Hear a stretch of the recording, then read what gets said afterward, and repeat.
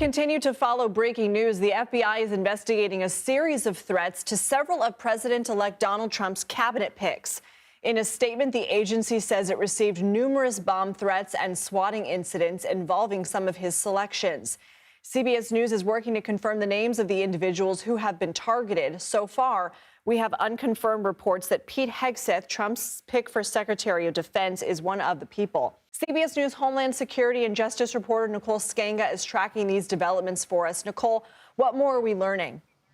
Yeah, Lindsay, police are investigating a series of these overnight attacks that ranged from swatting incidents to bomb threats. And swatting is a dangerous, also an illegal scheme. Individuals make these false emergency calls, trying to prompt police to dispatch SWAT teams and officers to the homes of public figures or sometimes celebrities or their enemies. And it's really intended to intimidate and harass. And law enforcement sources tell CBS News that these threats were digital in nature, relayed over email and social media to targets close to the transition. Law enforcement agencies in multiple states deployed to respond to these threats, including in New York State and in Florida. And in their statement, President Trump's transition team thanked officers for what they called really swift action in responding to all of these, Lindsay.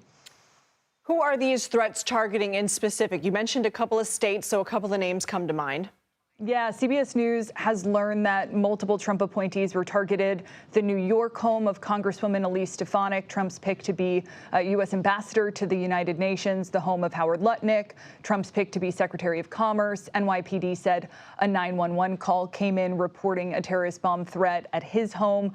Former Representative Lee Zeldin, who Trump has tapped to lead the EPA, also said he was the target of a pipe bomb threat. And Suffolk County Police out on Long Island confirmed that call came in early this morning. The home of a family member to Matt Gaetz, former congressman in Florida, also subject to a swatting incident playing out overnight. Representative Gaetz, of course, withdrew himself from consideration for Attorney General recently. And there are indications that this list is even longer, Lindsay. Yeah, we actually just found out minutes ago, since we've been on the air, that Brooke Rollins, Trump's pick for Secretary of Agriculture, posted on X this morning. We learned a threat was issued against our home and family and thanked the swift efforts by Fort Worth police. Why are we seeing an increase in these sorts of attacks on U.S. lawmakers? What do the people behind them get out of it?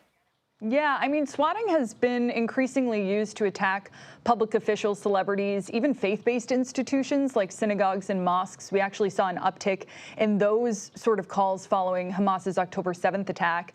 Last year between Christmas and New Year's, there were at least a dozen attempted swatting incidents against politicians and public officials. We did a CBS News investigation at that time. More recently, during the election, there were a series of bomb threats targeting polling sites in battleground states around Election Day, some of those linked to Russian email domains. But to address your question, Lindsay, I mean, what suspects get out of this is frankly satisfaction that they have deployed law enforcement. These kinds of events are intended to harass, to intimidate targets. Quite a scary scene when police shows up at your doorstep. But it's also a drain on law enforcement, federal and local, because of course, when these calls come in, local law enforcement deploying immediately to the scene to check it out. And so sort of a double-edged sword here, Lindsay. Nicole Sganga, thank you.